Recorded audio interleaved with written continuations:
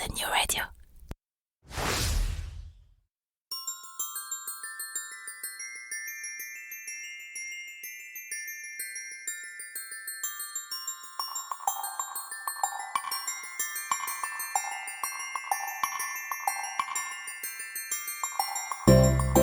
Bon matin et bienvenue dans la saison 3 de Fais-tu frette. Déjà la saison 3. Quand je pense que lorsque j'ai commencé, on me disait que ce concept manquait peut-être un petit peu de profondeur et que je risquais de vite me retrouver à court de sujets. Et bah pour le coup, j'en connais qui se sont mis une sacrée bûche dans l'œil. C'est que mine de rien, la culture québécoise est infiniment plus riche que ce que la seule démographie de la province peut laisser penser. La société québécoise, parce que multidimensionnelle, est aussi incroyablement plus complexe que tout ce qu'on peut imaginer. Alors vous savez quoi les amis, de vous à moi, vous pouvez encore vous attendre à quelques saisons en plus de Fais-tu frette. Mon nom est Jean-Michel Lhomme et avec ce podcast je suis vraiment, mais alors vraiment heureux de vous faire découvrir mon nouveau chez moi, le Québec. Bonne écoute.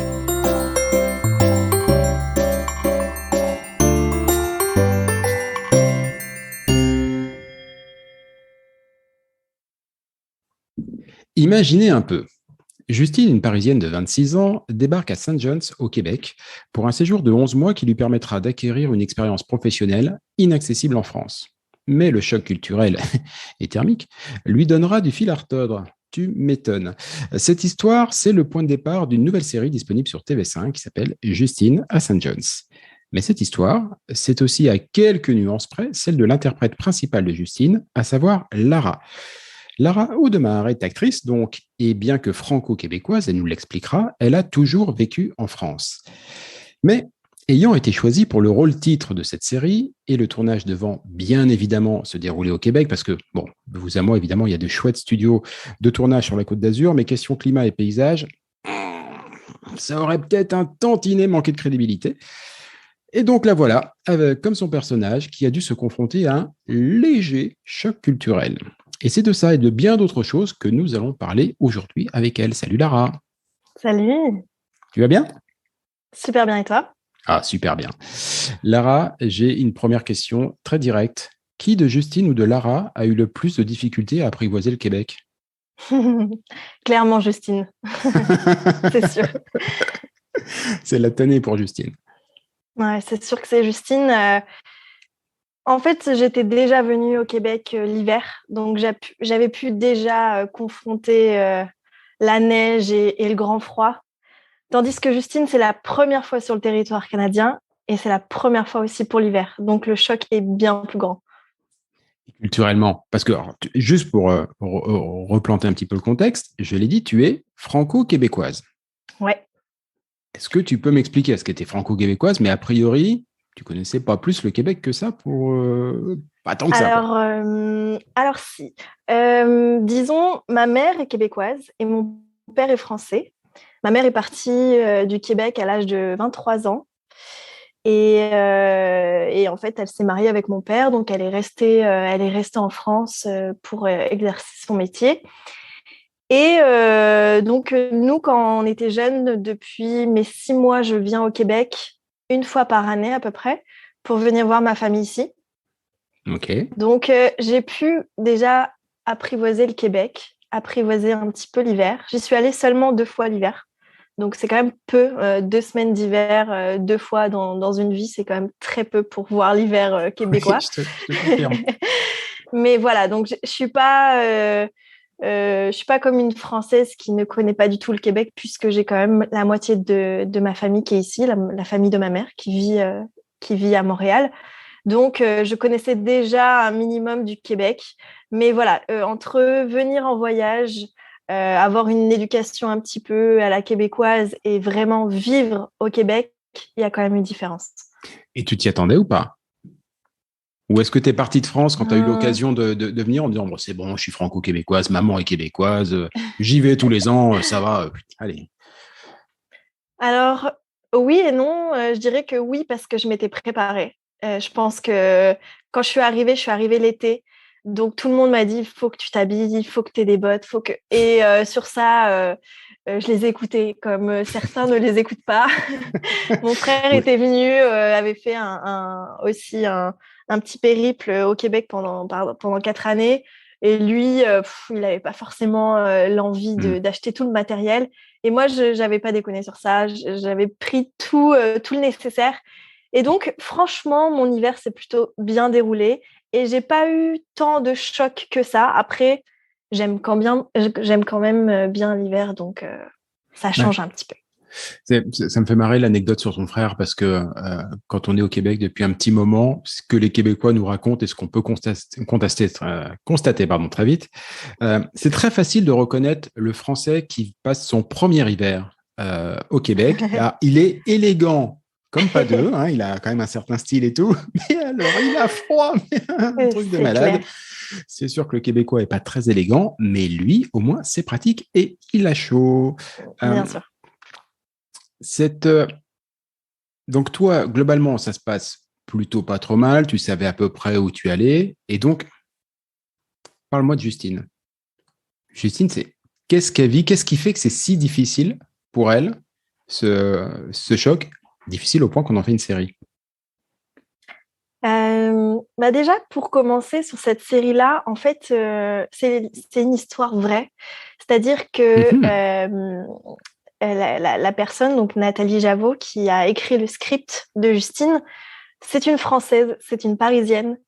Et elle est elle-même venue à Terre-Neuve, là où on a tourné la série. Et en fait, c'est son histoire. Donc, ça n'a même pas été... c'est sûr que c'est une série, c'est une fiction, donc il y a plein de choses qu'on va changer pour la série. Mais par contre, c'est l'histoire vraie. C'est l'histoire de Nathalie. Que moi, du coup, j'ai joué et j'ai interprété ce personnage-là.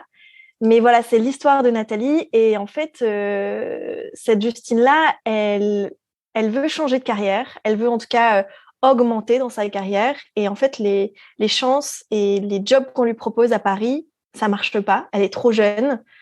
Il lui demande beaucoup d'expérience pour pouvoir augmenter en grade. Et en fait, elle se dit, la seule chose que je peux faire pour acquérir de l'expérience, c'est d'avoir de l'expérience. Mais pour ça, on ne lui proposait rien à Paris.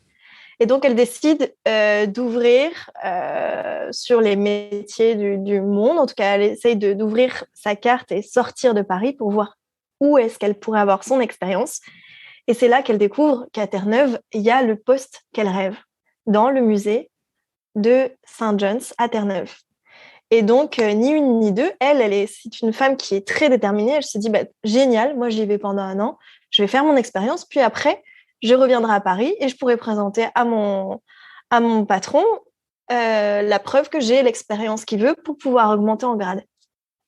Et donc, ni une ni deux, elle prend un billet d'avion et elle arrive. Et sauf que un Français qui vient au Canada, entre le Québec, entre Terre-Neuve, entre tous les départements, toutes les régions du Canada, c'est tellement grand, c'est tellement vaste, c'est tellement différent qu'elle, en fait, elle s'est fait un peu plus une idée Québec, Montréal, mais Saint-John's, Terre-Neuve, c'est une autre planète. Hein. Ouais, c'est pas pareil. C'est vraiment, vraiment différent. En termes de neige, c'est multiplié par rapport à Montréal parce c'est une toute petite île, donc il y a énormément de vent. Et vu qu'il y a beaucoup de vent, il y a beaucoup de neige qui vient de se stocker. Donc, il y a des mètres et des mètres de neige. Nous, quand on a fait le tournage, on a eu la chance, on n'a pas eu ça. Moi, j'étais un petit peu déçue, je l'avoue. J'aurais aimé voir toute cette neige. On n'en a eu pas tant que ça. Mais voilà, en fait, elle se retrouve avec un choc climatique parce qu'elle ne s'attend pas à ça. Elle ne s'attend pas à arriver sur une petite île. Elle pense arriver au Canada. Elle se dit une petite île à côté du Canada, c'est le Canada, quoi. Mais c'est pas pareil. C'est vraiment pas pareil. Et c'est très typique. Et donc, elle se retrouve face aux habitants, face à la neige, face au froid, face au vent. Et c'est ça qu'on a cherché à montrer aussi dans cette série. C'est ce choc-là climatique qu'elle a eu. Et face aux habitants, ça se passe comment? Parce que tu le disais, Terre-Neuve, Saint-John's, par rapport à Montréal, c'est pas pareil. Et par rapport à Paris, c'est encore différent. Très différent. On reproche souvent aux Français, enfin, pour ceux qui font des reproches aux Français, c'est pour forcément la majorité, mais d'arriver, et c'est pas qu'au Québec d'ailleurs, c'est un peu partout dans le monde, d'arriver un peu en terrain conquis, comme si on était encore les rois de France d'ailleurs, carrément, façon Cartier, Champlain et tout. et tutti quanti, genre poussez-vous de là, je vais vous montrer qui je suis, vous allez voir ce que vous allez voir. Je l'ai moyennement bien vécu localement. Ça se passe comment pour elle? Bah elle, en fait, dès les premiers épisodes, en fait, elle est confrontée à des personnes qui sont très chaleureuses, très accueillantes. Et en fait, certaines personnes vont trouver ça un peu comme cliché de l'avoir arrivé, d'avoir ce comportement-là. Si vous n'avez pas vu la série, il faut la regarder pour écouter ce podcast. Mais c'est vrai que quand elle arrive, on peut tout de suite dire waouh, c'est un peu cliché, la française un peu vénère, qui est pas très. Bah, je sais pas, elle arrive et finalement, on dirait qu'elle n'est pas heureuse d'être là. Mais en fait, c'est pas vraiment ça, c'est juste qu'elle arrive et elle se retrouve face à des gens qui ont des comportements qui, elle n'avait jamais connu ça. Et c'est des gens, ils sont tellement accueillants, chaleureux, etc., que eux appellent souvent les gens love. C'est souvent des noms qui sont. Nous, par exemple, à Paris, quand on va t'appeler chérie dans la rue, le comportement d'une femme, c'est on va se calmer. Oui, Déjà, on ne se bon. connaît pas, Si on on peut va prendre une sortir la boîte à distance. gifles, c'est pas mal. Voilà. Voilà. Et en fait, c'est un petit peu ce qui se passe là, c'est que, par exemple, elle arrive directement à l'aéroport et le taxi l'appelle Love, elle se casse la figure clairement dans la neige, et le taxi l'appelle Love, donc tout de suite, en fait, elle vient mettre un froid. Et tout le début de la série, elle vient mettre une sorte de distance, comme si elle était méfiante par rapport au comportement, parce que ben, nous, les Français, on est un petit peu comme ça, c'est-à-dire qu'on prend nos distances pour essayer d'analyser là où on se trouve. Et c'est ça qui se passe. En fait, elle vient prendre une distance, et sauf que les Terre-Neuviens, ils n'ont pas de distance, ils sont hyper généreux. Et, et en fait, c'est ce décalage-là qu'on vient voir dans la série que Justine est en train de vivre. C'est vraiment ce décalage d'un Français qui est un petit peu méfiant, qui essaye de prendre ses distances parce qu'il veut juste s'acclimater aussi, voir comment ça se passe. Et eux qui sont peut-être un petit peu too much dans le fait d'accueillir cette personne-là. Et donc, ça vient créer un énorme contraste entre les deux personnes. Avec en plus, certainement, le fait que Justine, quand elle arrive, en tout cas dans son idée, dans son esprit, dans son projet, elle est là pour 11 mois. Et Exactement. en gros, elle veut impressionner son boss qui, lui, est à Paris. Dans Ouais. un précédent podcast, Cécile Lazartique-Chartier, sur l'interculturalité, nous expliquait à quel point c'était important d'apprendre la culture, de se fondre, de lâcher un petit peu de ce qu'on est. Quand je dis de lâcher, c'est mettre un petit peu du lest, mais pas l'oublier, mais voilà, Ouais. pour s'ouvrir un peu aux autres. Difficile quand on se dit qu'on est là que de passage et qu'on doit partir, alors qu'on est accueilli par des gens qui eux, se disent Ouais. chouette, viens, t'es la bienvenue, quoi. Exactement. C'est Exactement. compliqué. Oui. Tout ça, ça fait écho à ce que toi, tu as vécu. Parce que tu disais tout à l'heure, Justine, pour faire carrière, elle doit saisir une opportunité qui, en gros, se trouve de l'autre côté de l'Atlantique. Mais elle y va dans l'idée de revenir pour se dire, regardez ce que j'ai fait, regardez qui je suis. Alors, ton cas est évidemment un petit peu différent. Pas la même année, c'était pas forcément pour aller que dans le nord du Québec. Et en l'occurrence, tu partais dans un terrain que tu connaissais quand même un petit peu. Mais est-ce qu'il y a des similarités entre Lara et Justine? Alors oui et non.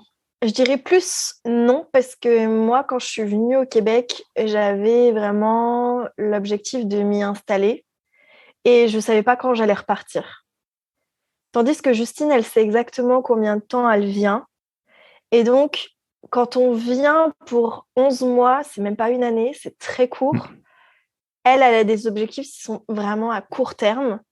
Et elle sait qu'elle revient à Paris dans le même job qu'elle veut faire. Tandis que moi, je suis partie d'un job pour en faire un nouveau et pour me laisser juste dans le flot de la vie, et je ne sais pas du tout, je ne savais pas ce qui allait m'arriver. Et donc, il y a quand même une différence par rapport à ça. J'aimerais que tu nous parles un peu de ton expérience de travail. Parce que tu quittes la France pour venir travailler ici. Et tu verras, j'ai des questions un peu plus précises derrière, parce que j'ai écouté le dernier épisode de ton propre podcast. J'en parlerai un petit peu plus tard. C'est comment de travailler au Québec, travailler avec des Québécois, des Québécoises par rapport à ce que tu as connu? Waouh. Déjà, je veux mettre un petit aparté sur le fait que j'ai travaillé dans 2 jobs complètement différents. C'est-à-dire que quand j'étais en France, j'étais enseignante en éducation physique. Donc, j'étais dans un milieu très, on va dire, fermé par rapport au job que je fais maintenant. Et le milieu de l'enseignement, c'est un milieu très... Enfin voilà, on a un job qui est fixe, on a des classes, etc. On a des collègues de travail. Et moi, je suis arrivée dans un autre job qui est pas du tout pareil. Mon sûr. histoire, j'ai arrêté mon métier d'enseignante en France. Ça faisait juste 1 an que j'avais commencé. Et je suis venue au Québec pour réaliser tous les rêves que j'avais en tête, et dont être comédienne. Et quand je suis arrivée au Québec, j'ai pas commencé par ça. J'ai commencé par une formation que j'avais très envie de faire. C'était une formation de yoga parce que j'en faisais beaucoup et que je l'avais enseigné aussi à mes élèves. Et j'avais envie de me spécialiser là-dedans. Alors j'ai commencé par donner des cours de yoga. Je les ai donnés en ligne parce que j'avais pas le goût de m'installer dans un studio. Donc j'ai donné ça en ligne. Donc j'ai commencé plus dans l'entrepreneuriat. Et en fait, ça a duré 2 mois, je crois. Et j'ai commencé à passer des auditions pour de cette série-là, de Justine. C'est ma première audition, à vrai dire. C'est fou, ça. Ça a été complètement fou. Parce que moi, dans ma tête, en fait, quand je suis partie du Canada, j'avais plein de rêves en tête. Et je ne m'étais pas vraiment fixée. Je m'étais dit pendant 1 an, j'avais économisé. Je m'étais dit pendant 1 an, je peux vivre de tout et rien. Et je me lance et on verra bien ce que ça donne. Et dans 1 an, je fais l'état des lieux et je verrai qu'est-ce que je fais. Et en fait, je m'étais dit, bon, je vais peut-être reprendre une école d'acting. Je vais reprendre, puisque je faisais aussi un peu de théâtre en France. Mais ça faisait un moment que j'avais arrêté. Donc, je me suis dit, je vais reprendre le théâtre, je vais reprendre les cours d'acting. Et puis ouais, pourquoi pas, je passerai les castings. Et en fait, je suis tombée sur l'annonce. C'était une annonce de casting sauvage, c'est-à-dire que vu qu'ils cherchaient une Française avec un accent français, ils ont ouvert les portes au lieu de demander en fait tout le temps aux agences ou aux agents, aux directeurs de casting. Ils sont allés chercher en sauvage, donc ouvert à tout le monde. C'est pour ça que j'ai pu voir ça sur juste un site enfin c'était les pages Facebook, ça marche pas mal comme ça ici.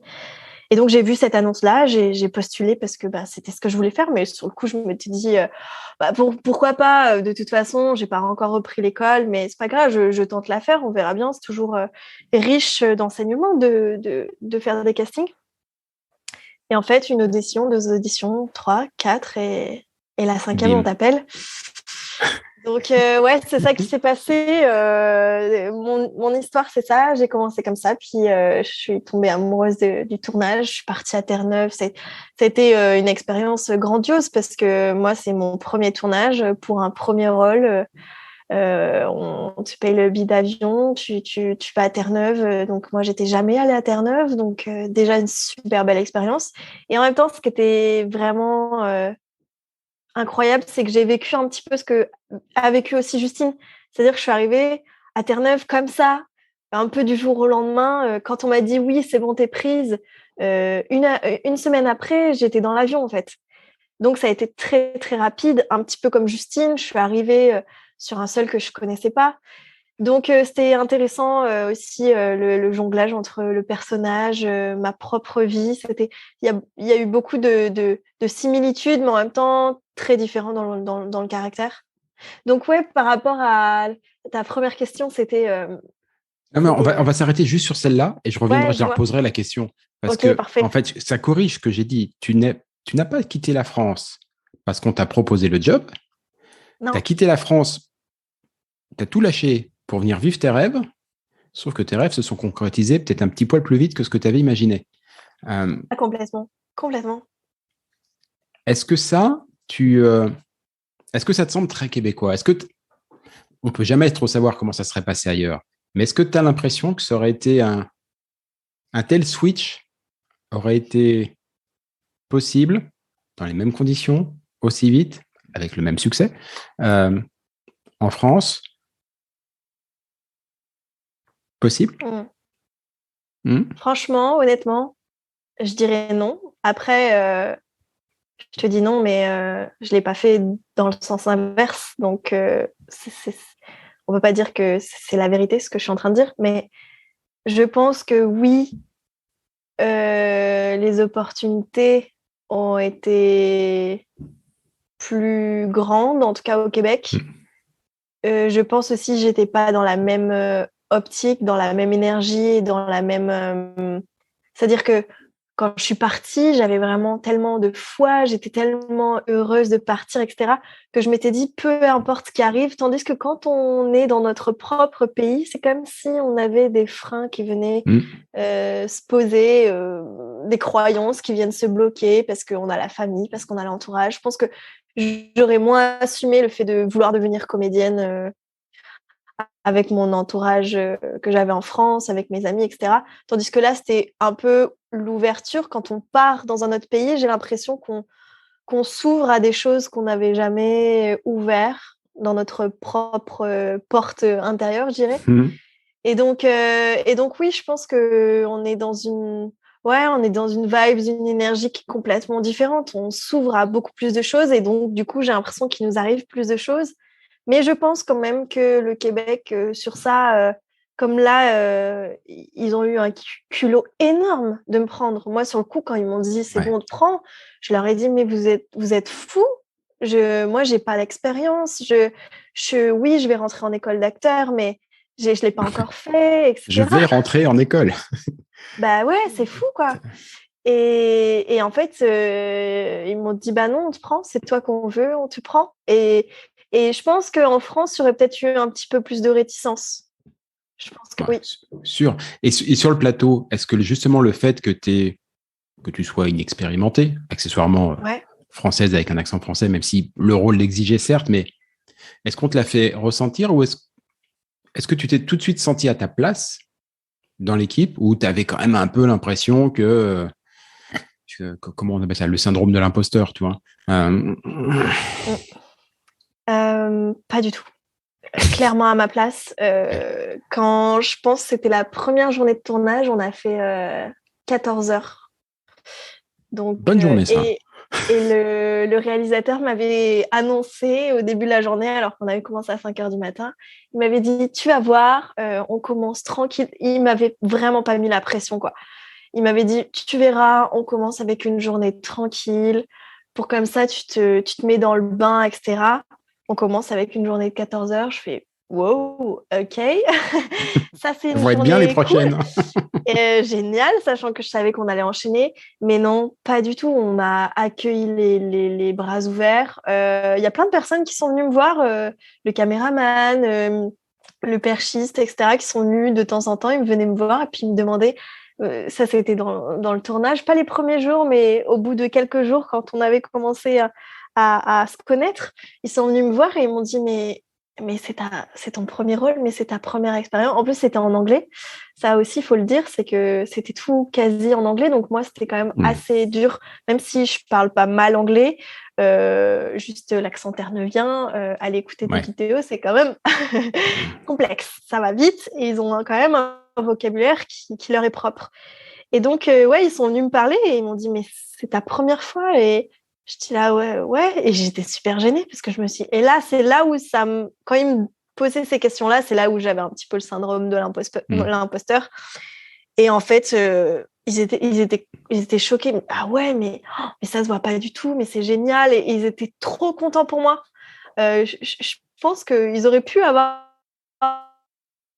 un peu de la réticence à se dire sérieux, nous on bosse pour le comédien principal, il est même pas de notre pays, même pas. Tu sais, il y avait quand même plein de choses qui pouvaient mettre des freins et en fait pas du tout. Ils ont été, mais quand je dis je tombe amoureuse du plateau, c'est vraiment je tombe amoureuse du plateau, mais aussi de l'équipe L'équipe était extraordinaire, mais ils étaient tellement chaleureux, tellement gentils. Vraiment, j'ai quand même pas mal voyagé, même si je suis jeune encore, j'ai quand même pas mal voyagé avec mes parents. Et j'ai franchement jamais rencontré un peuple aussi gentil qu'à Terre-Neuve.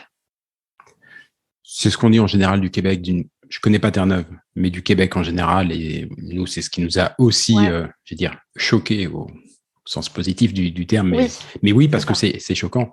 C'est cette culture de l'accueil et cette gentillesse immédiate Ouais, qui en est presque débordante, ouais.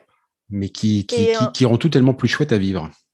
et encore très différent Terre-Neuve de Mhm. Québec. C'est encore plus différent parce que Terre-Neuve, ils sont hyper chaleureux parce qu'il y a très peu de touristes. Il y en a, surtout l'été, mais il y a très peu de touristes et il y a très peu de gens comme maintenant au Québec, on le voit, il y a énormément de Français, il y a beaucoup d'étrangers Mhm. qui viennent s'installer, venir 1 an, 2 ans. Mais à Terre-Neuve, clairement, il n'y en a pas beaucoup, vraiment pas beaucoup. Donc quand tu es étrangère, que tu as un minimum de sourire et ben là, c'est incroyable, la gentillesse. C'est incroyable. C'est vraiment un truc qu'on essaye de dire régulièrement. Je pense notamment à Christelle Colling d'Objectif Québec qui le répète sans arrêt, mais il faut absolument s'intéresser aux régions au Québec. Ouais. Oui, Montréal, c'est super. Québec, c'est très sympa aussi, mais les régions, faut aller les voir. Et effectivement, les Québécois sont tellement heureux qu'on aille les voir en région, qu'on s'intéresse à leur pays, à leur culture. Euh, c'est vraiment assez étonnant. Euh, dans ton dernier podcast, puisque donc tu animes aussi un podcast euh, qui s'appelle Why Not Sunshine, tu nous expliqueras pourquoi, mais tu interroges ton invité qui est Cécilia Lorenzi-Lerrer. Alors accessoirement, elle est caméraman sur des émissions comme Pékin Express, où moi je considère que les vrais champions, en fait, ce sont pas ceux qui sont devant les caméras, mais bien ceux qui sont derrière la caméra. C'est un truc de dingue. Et comme c'est une femme, tu lui poses la question comment est-ce que tu as fait ta place? Est-ce que toi, tu as déjà l'impression d'avoir fait ta place au Québec? En tant que femme, Ouais. ouais, clairement.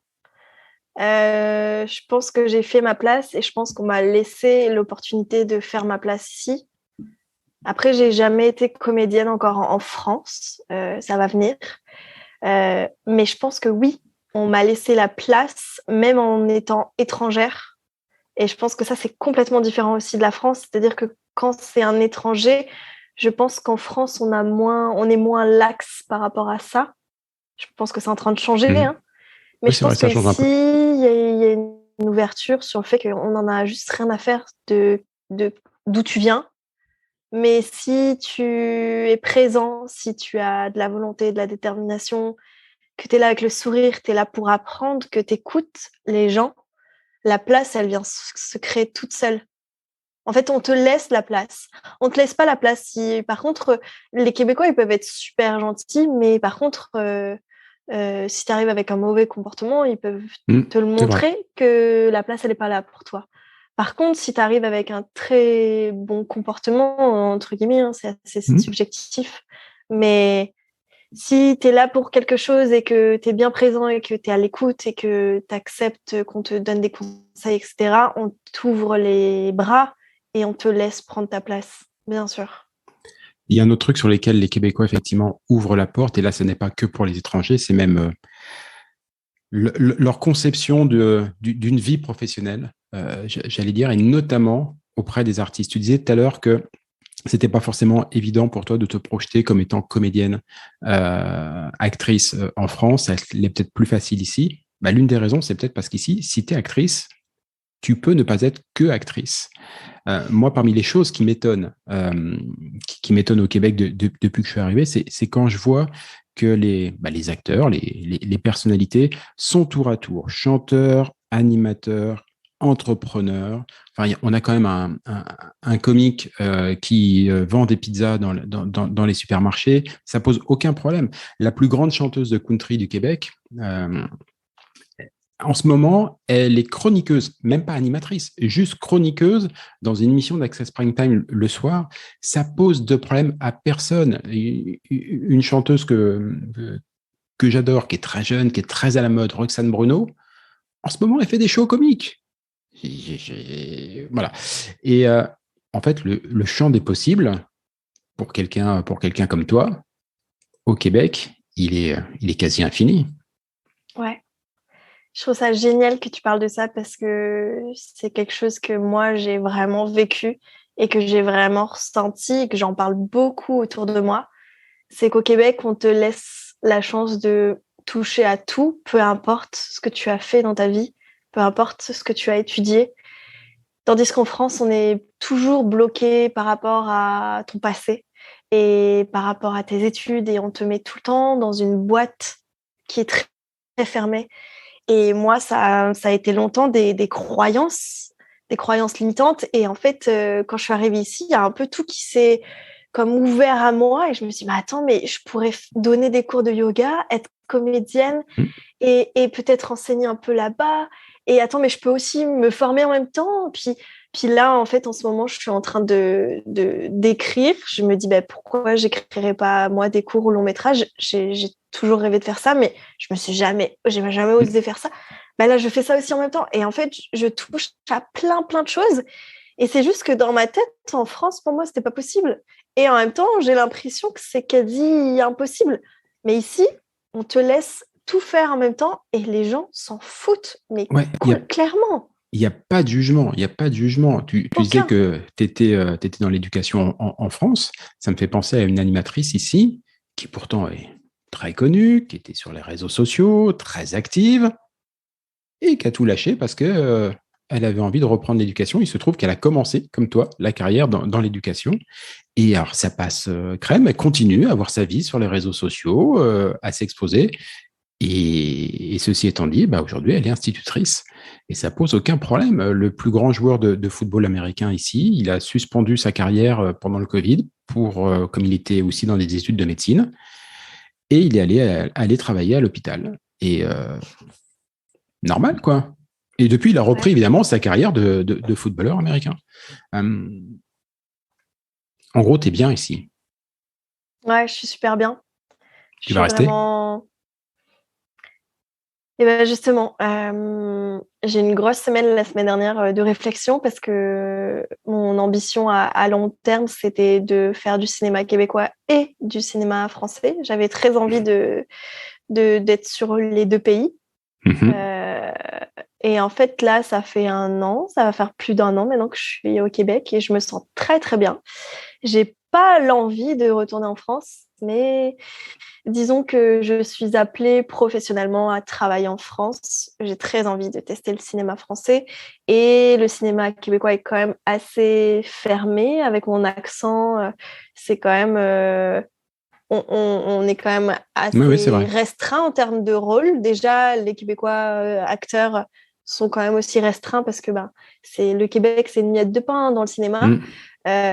Malgré qu'ils font de très belles choses, il n'y a pas énormément de place.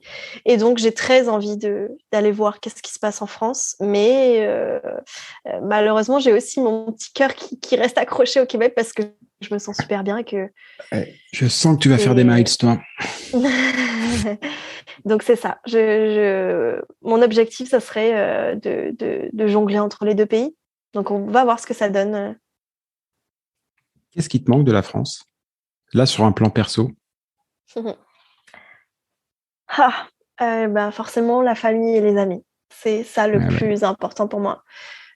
Ce qu'on dit souvent, c'est ça. Bah oui, non, mais c'est vrai. Et, et là, je vais parler comme une vraie Française. Je pense qu'au niveau culinaire, ça me manque énormément les bons produits. Alléluia. Alléluia. Oui, non, franchement, le Québec, c'est formidable, c'est super. Il y a plein de trucs. Voilà, les Québécois sont super, mais la bouffe. Ouais, je suis tellement d'accord avec toi. C'est pas Ouais.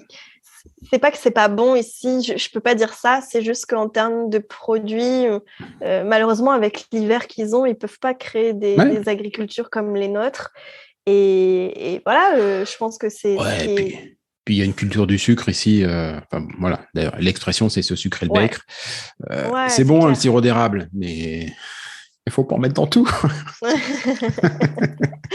Non, mais c'est surtout que oui, c'est pas la même. Et je pense que quand on a été éduqué en France et qu'on a ce savoir culinaire, moi j'adore cuisiner. Donc oui, les bons produits, ça, Ouais. c'est quand même. Je pense que les papilles, c'est un plaisir qui est énorme dans une vie. Hein. C'est franchement la nourriture quand on l'aime, quand on l'apprécie. Je pense que ça c'est un des éléments qui peut être très dur pour un Français qui part à l'étranger. On arrive bientôt sur la fin de cet entretien et comme tu es franco-québécois, j'aimerais te poser la question sur le regard que tu portes aujourd'hui sur le Québec. Je m'explique. J'ai lancé ce podcast il y a 2 ans parce que dès que je suis arrivé ici, je me suis rendu compte que malgré tous les efforts, et je vous assure que j'en avais fait, pour essayer d'apprendre, de comprendre, de connaître la culture, la société québécoise avant de m'y installer durablement, plus quelques visites, bien évidemment, je me suis très vite rendu compte que la société québécoise était beaucoup plus riche culturellement que ce que j'imaginais et que la société était beaucoup plus complexe. Donc, je me suis dit, on va expliquer tout ça et on va faire un podcast. Et j'aimerais bien savoir si toi, ton regard après ces quelques mois en terre québécoise, si ton regard a changé sur un Québec que tu connaissais forcément un peu, de par maman et de par tes voyages, mais moi, j'ai trouvé que c'était pas pareil de le regarder à distance ou de manière, on va dire, sporadique de temps à autre et de s'y installer véritablement. Quel est ton regard, toi? Est-ce qu'il a changé ce regard? Euh, je dirais pas qu'il a changé. En tout cas, s'il a changé, il a changé positivement. Je pense que moi, j'ai toujours regardé le Québec comme un peu un rêve. Parce que quand j'étais petite, ça faisait très longtemps que je voulais venir vivre au Québec. Je le disais à ma mère parce que j'avais envie de voir ses racines. Et oui, j'avais déjà un super regard du Québec parce que quand je venais, je voyais la différence. J'ai toujours vu aussi la différence en termes d'éducation parce que mon père est français et ma mère est québécoise. Donc déjà, il y avait ce rapport qui était différent. Et donc, quand je suis arrivée au Québec, il n'y a pas eu une énorme différence par rapport à ce à quoi je m'attendais. Mais par contre, au niveau professionnel, c'est là où j'ai vu le plus de différence. Et je savais que ça allait être plus simple, entre guillemets. Rien n'est plus simple. Mais il y a quand même une sorte de simplicité qui se crée ici. Et je pense que sur ça, mon regard est complètement différent parce que je savais qu'on était dans une région, dans un pays où il y a plus d'opportunités, entre guillemets. On te laisse plus prendre ta place, on te laisse plus faire un petit peu ce que tu veux sans jugement. Ça, je le savais. Mais après un an, après avoir vécu ici un an, et d'avoir changé plusieurs fois de métier, oui, je le dis que vraiment, c'est différent.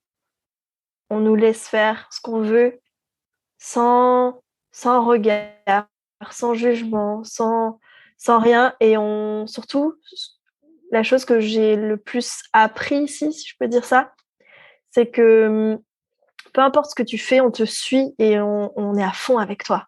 Et ça, c'est une énorme différence, je trouve, par rapport au Canada. Et ce à quoi, oui, je m'attendais, mais pas autant. Je pense pas aussi fort.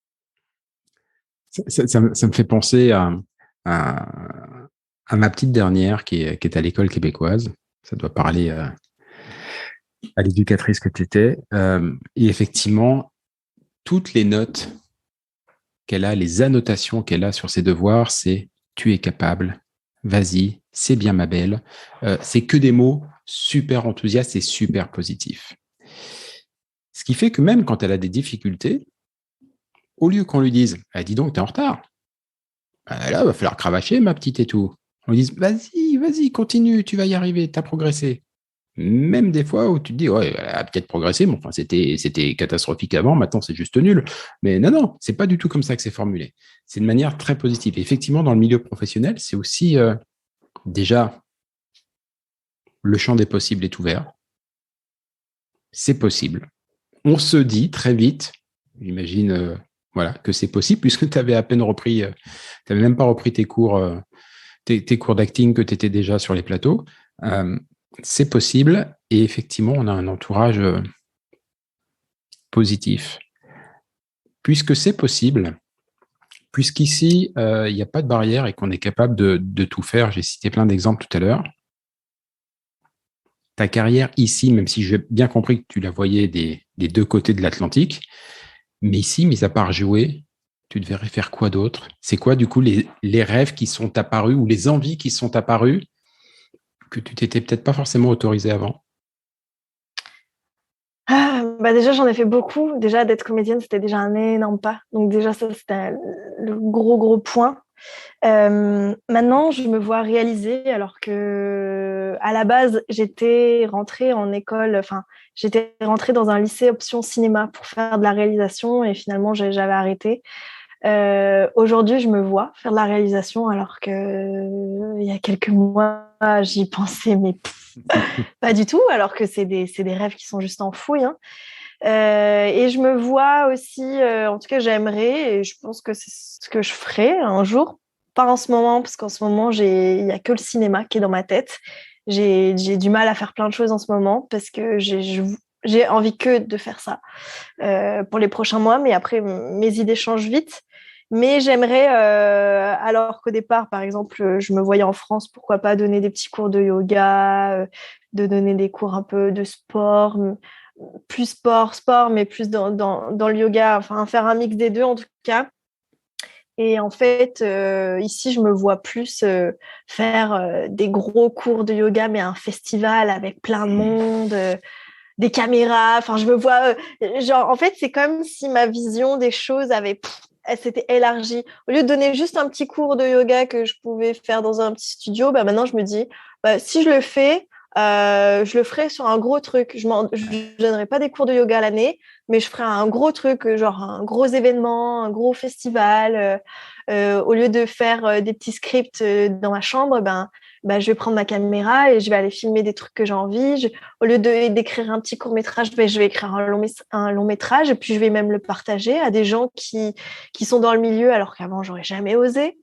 Donc oui, il y a plein de choses. C'est juste qu'en fait, je pense les choses sont les mêmes, elles sont juste comme agrandies, elles sont multipliées et il y a plus de courage, il y a plus d'oser faire quelque chose de plus grandiose. C'est fou, hein, parce que la France fait près de 70 millions de personnes, le Québec péniblement 8, même si le territoire est beaucoup plus grand, c'est beaucoup moins d'habitants. Et pourtant, très vite, on pense plus grand.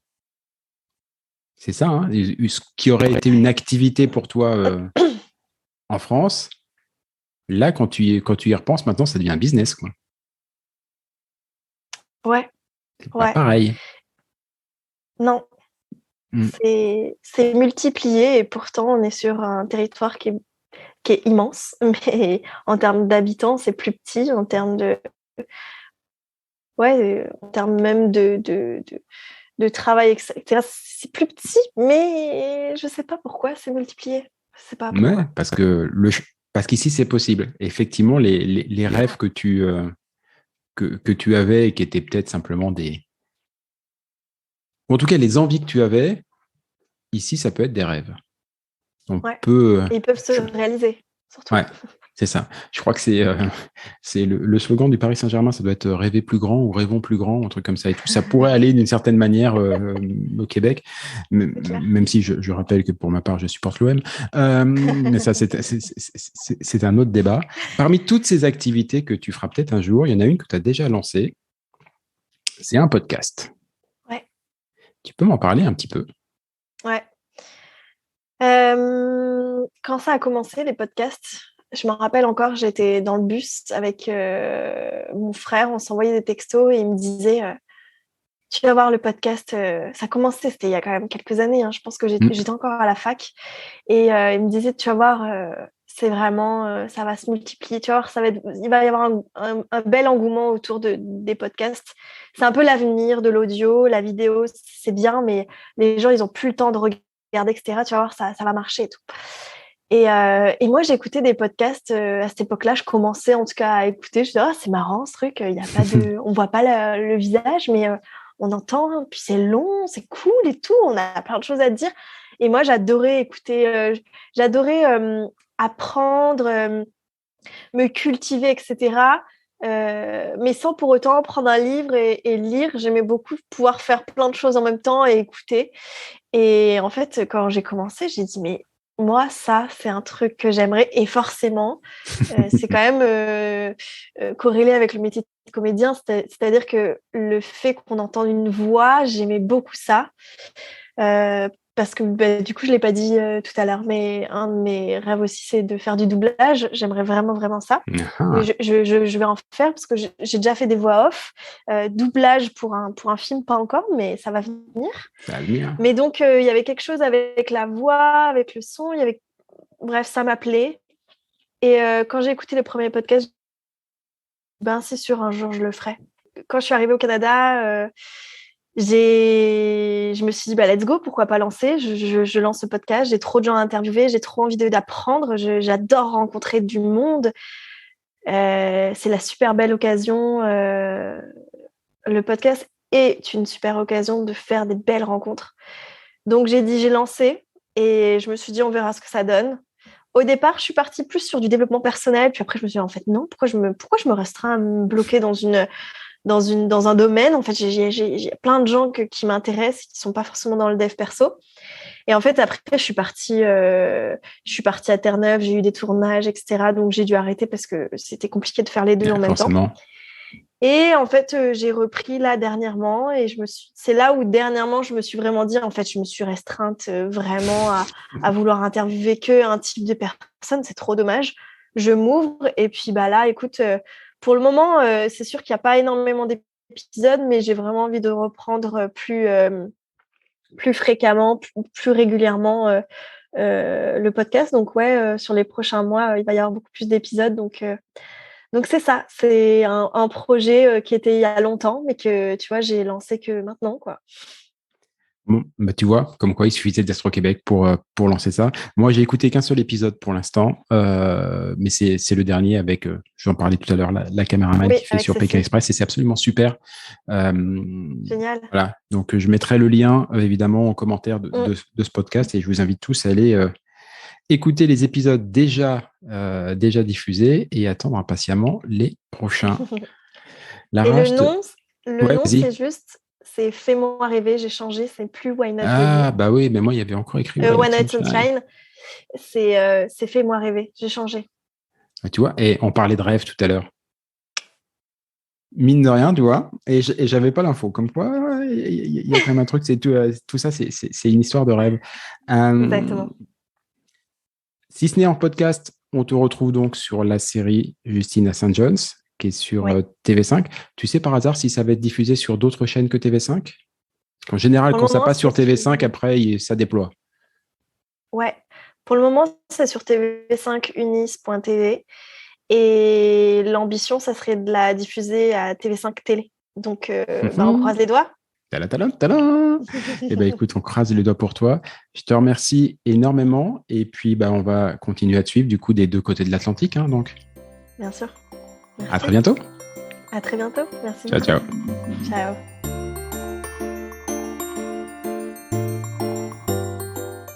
Et voilà. Fais-tu frette, c'est fini pour aujourd'hui. Si vous êtes arrivé jusque-là, bravo, vous avez vraiment toute mon admiration. Mais bon, c'est probablement parce que cela vous a plu au moins un petit peu. Ou que vous êtes alors complètement maso. Par défaut, j'opte quand même pour la première hypothèse. On va dire que c'est mon côté optimiste. Alors s'il vous plaît, rendez-moi service. Partagez ce podcast, parlez-en à vos amis, abonnez-vous et surtout, donnez-lui une note. Alors juste pour info, même si ce programme reste évidemment très perfectible, inutile de mettre un 3 ou un 4 sur 5. Au royaume d'Apple et consorts, il n'y a que le 5 sur 5 qui compte. Eh oui, c'est le jeu ma pauvre Lucette. Alors je compte sur vous. Pour le reste, vous trouverez tous les liens, les références vers les livres, les spectacles, les programmes et que sais-je dont on a pu parler au cours de cette émission et même ceux dont on n'a pas parlé mais qui me semblent intéressants. Tout ça, vous le trouverez dans le descriptif, dans les commentaires de ce podcast ou bien alors sur notre site internet faitufrette.com. Sur ce même site, vous avez d'ores et déjà la possibilité de vous inscrire à l'indispensable newsletter hebdomadaire que nous vous préparons et qui sera lancé très prochainement.